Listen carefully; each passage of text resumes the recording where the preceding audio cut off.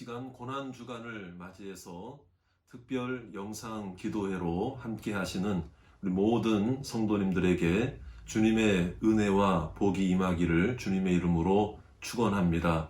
오늘 고난주간 첫째 날 함께 나눌 말씀이 있습니다. 오늘 주시는 말씀은 갈라디아서 3장 13절에서 14절까지 말씀입니다. 제가 하나님의 말씀을 봉독해 드리도록 하겠습니다.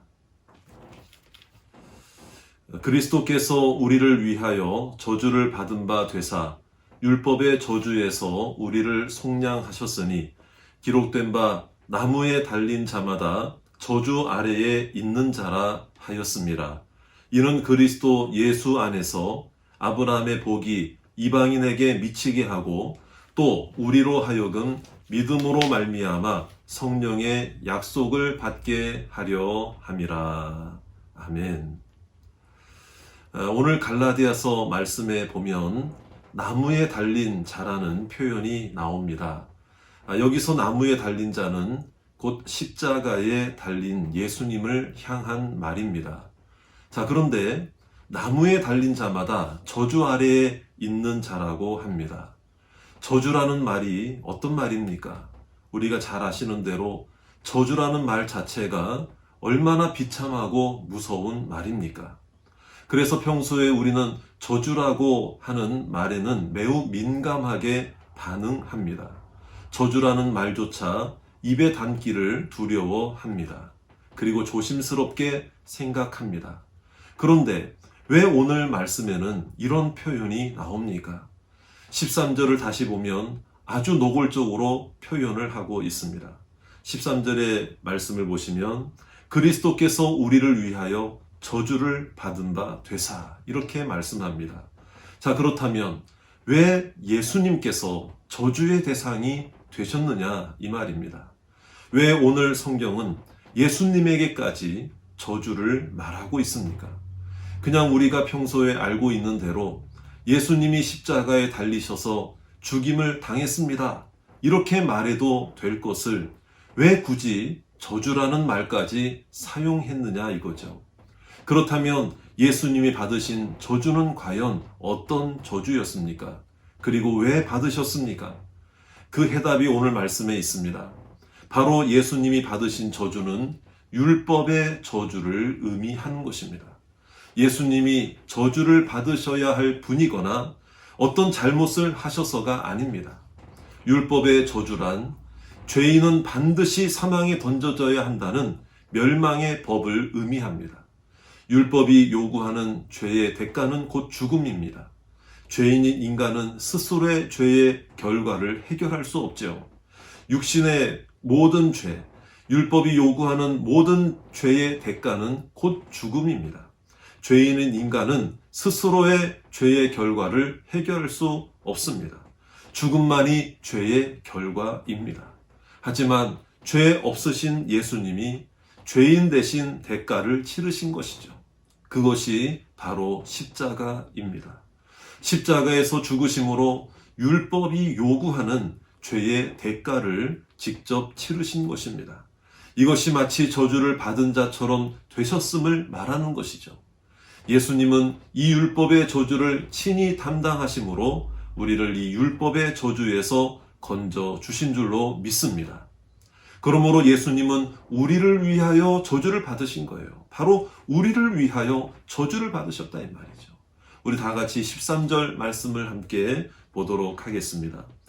그리스도께서 우리를 위하여 저주를 받은 바 되사 율법의 저주에서 우리를 속량하셨으니 기록된 바 나무에 달린 자마다 저주 아래에 있는 자라 하였음이라. 자, 무엇입니까?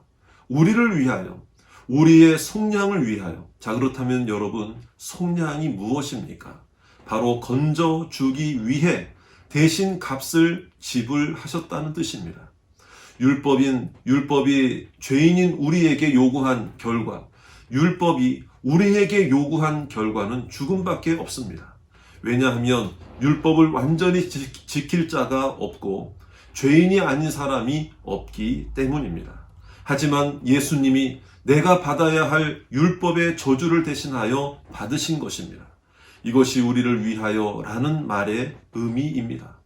이것은 예수님이 그 죄인을 얻기 위하여, 살리시기 위하여, 구원하시기 위하여, 더 직접적으로 말하면 값을 지불하고 사주기 위하여, 사시기 위하여 십자가에 달리신 것입니다.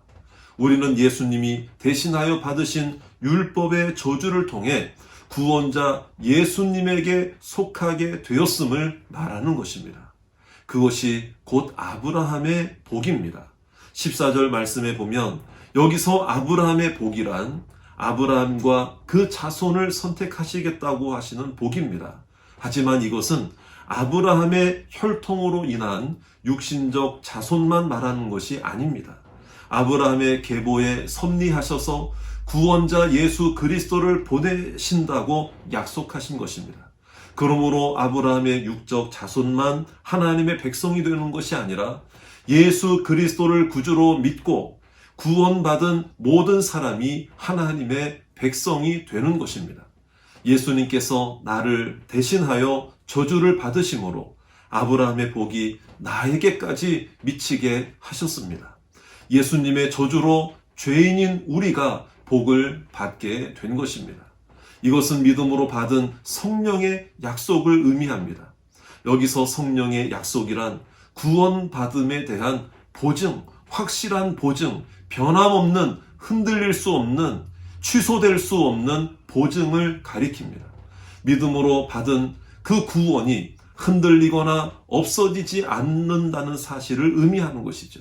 예수님을 믿고 하나님의 자녀가 된 자들에게는 성령께서 내주하십니다. 함께 거하십니다. 그리하여 구원의 확신이 흔들리지 않게 하시며 어떤 환난과 고난 가운데서도 자녀로서 승리하며 살게 하신다고 하시는 약속입니다. 이 땅에서 누리는 복만 약속하신 것이 아니라 천국의 소망과 영생을 약속해 주신 줄로 믿으시기 바랍니다. 사랑하는 성도 여러분, 그렇다면 여러분은 주님께서 당하신 저주를 어떻게 생각하십니까? 주님이 고난당하신 이 고난주간에 대해서 어떻게 생각하십니까? 그런데 우리는 고난주간이 매년 돌아올 때마다 어떻게 받아들입니까? 이거 뭐 금식이라도 한 끼 해야 하는가? 뭘 좀 절제해야 하는가? 뭐 TV나 나를 위한 오락 같은 그것들을 어떤 삶을 중단해야 하는가? 물론 뭐 필요합니다. 그런 것도 중요합니다. 절제하는 거, 이 일주일만이라도 내가 좋아하고 내가 즐기던 것을 잠시 중단하고 절제하고 금식하고 기도하는 것도 물론 중요합니다. 하지만 우리가 이런 생각을 해야 합니다. 고난주간이라고 해서 내 입장에서 무언가를 절제하고 다른 때보다는 조심스럽게 보내는 주간이라고만 생각해서는 안 됩니다. 이것은 무엇인가 하면 내 입장에서 내가 어떻게 하느냐에 따라 고난주간의 의미가 정해지는 것이 아니라는 것입니다. 만약 거기에만 머문다면 고난주간이 끝나고 나면 또 내 소욕과 욕심과 정욕과 원하는 대로 살아가게 될 것이 뻔하기 때문에 그렇습니다. 과연 고난주간이 어떤 시간입니까? 고난주간이 어떤 시간입니까? 단지 내 삶의 일부를 중단하거나 절제하라고 주신 시간이 아니라 고난주간은 예수님이 당하신 저주의 시간들이라 이 말이에요. 우리 예수님은 나를 구원하시려고 그 저주를 담당하셨습니다. 그리고 이겨내셨습니다. 참으셨습니다. 견뎌내셨습니다. 승리하셨습니다.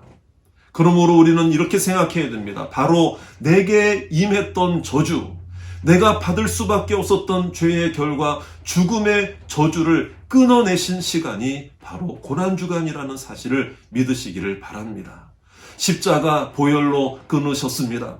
회복시켜 주셨습니다. 어둠에서 빛으로, 사망에서 생명으로 옮겨주신 줄로 믿습니다. 주님은 부활로 저주를 이기셨습니다.